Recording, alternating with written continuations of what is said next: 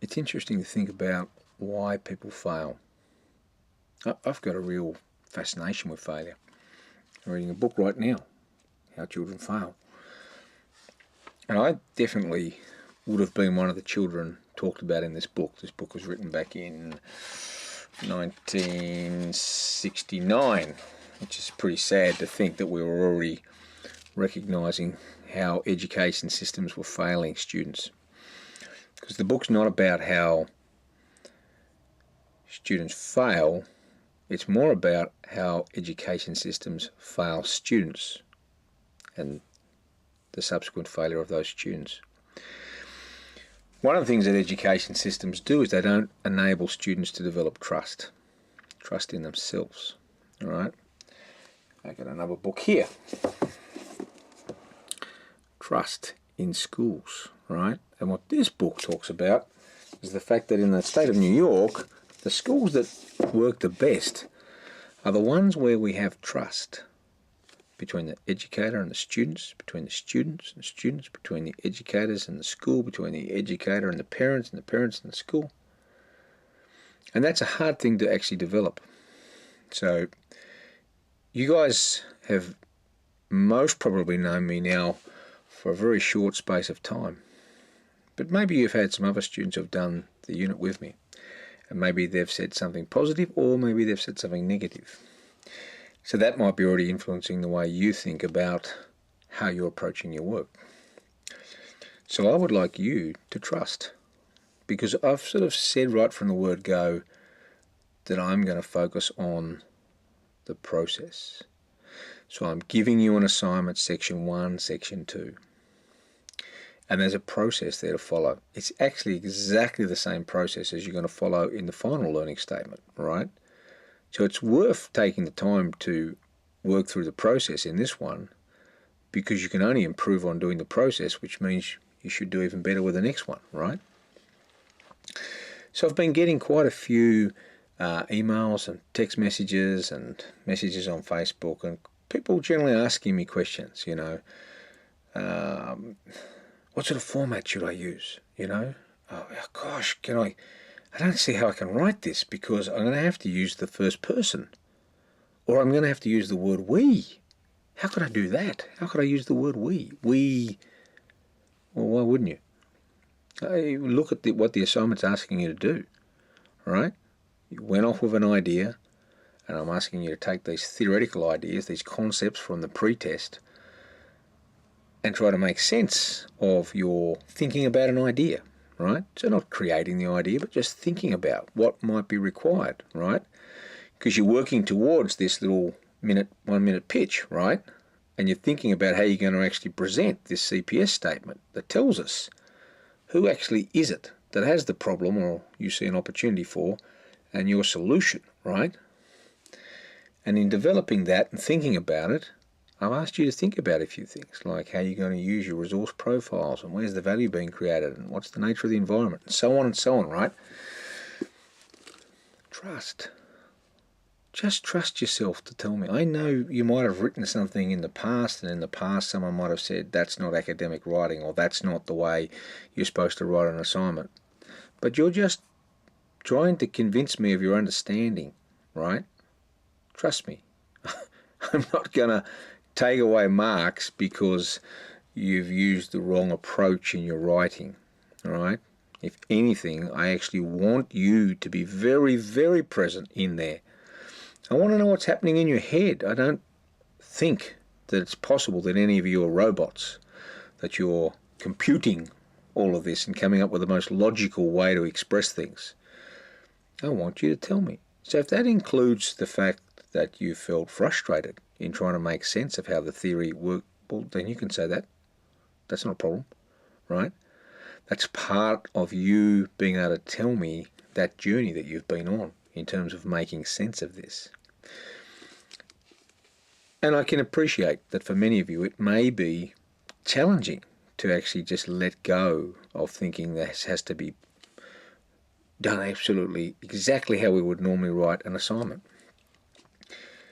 But I'm interested in your understanding, right? I'm not that interested in your grammar right? I'm actually interested in your understanding.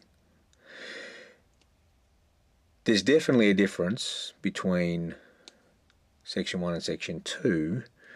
There will be no need for any references in Section 2, okay? It doesn't worry me if you put them in there, but it just tells me that you don't understand what you actually need to do, all right?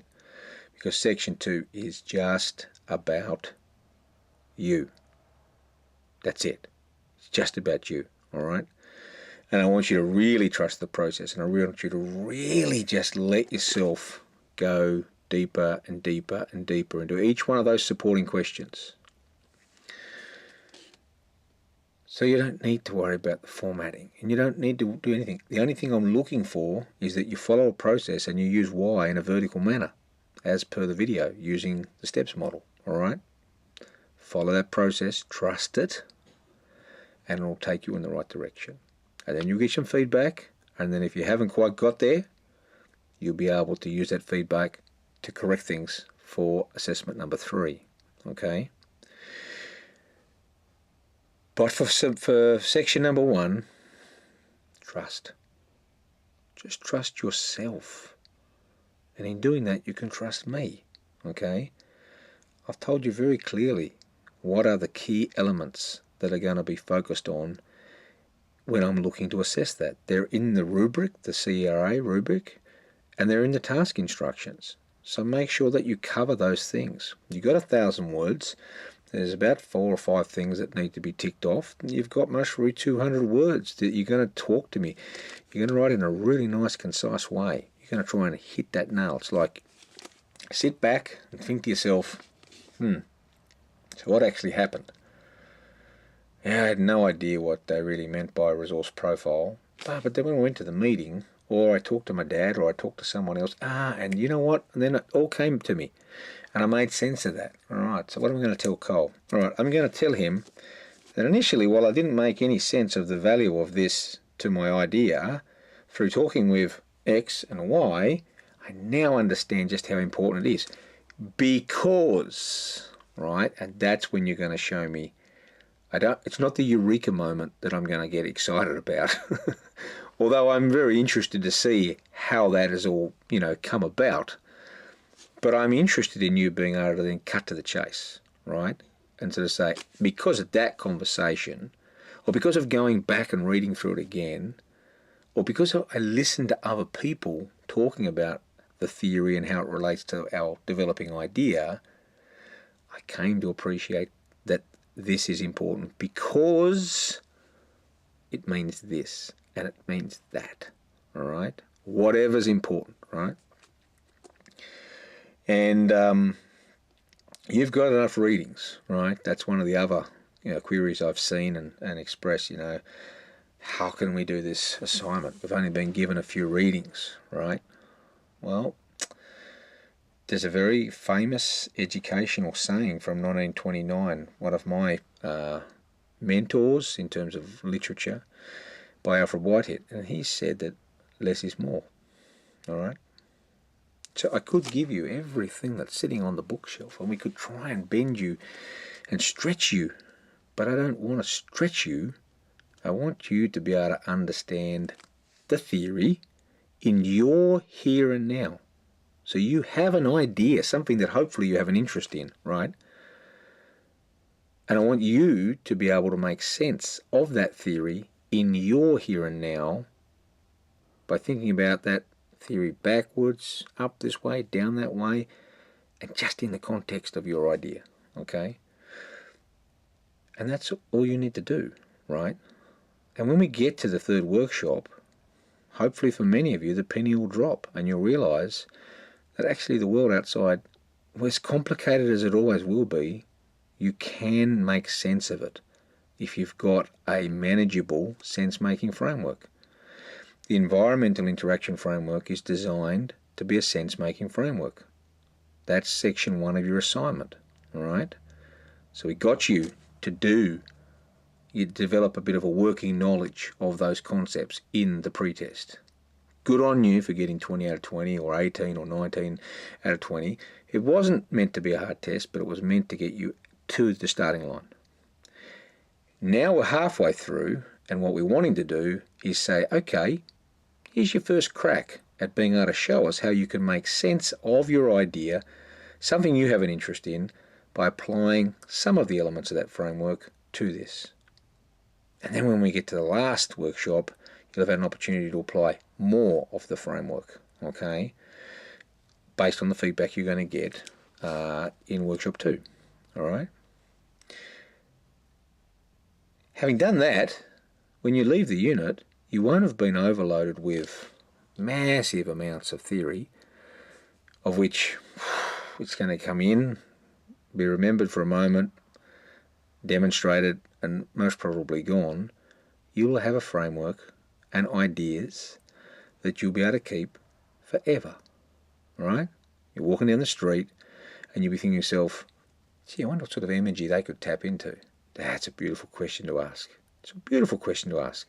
It's a question not many people ask, right? But it's a beautiful question to ask, right? And you don't need to carry a trailer behind you with all of this theory. You just need to have a handful of concepts that you can make sense of, and that's what we're trying to get you to do in this assignment and in the next one, okay? So, many of you are feeling nervous. Many of you are feeling, I'm not sure I've been given enough guidance. I'm not sure that I've really had adequate instruction. I'm not sure exactly what he wants. Trust. Just trust yourself, all right? Just trust yourself. The task instructions tell you exactly what you need to write about, tells you how many words you've got to do it. So just trust yourself. I don't care if it comes in on pink paper and crayons. I don't really care. I'm only assessing your understanding. And you can show me that in a range of different ways, okay? In fact, take a chance, right? Take a chance. What entrepreneurs do, yeah? Take a chance. Think about how you might appeal to me, right? In trying to communicate, all right? We'll talk more about that in workshop 2, because we're going to do a lot on the process of communication and so forth, right, after you've done your presentations, okay? So, don't worry about failing.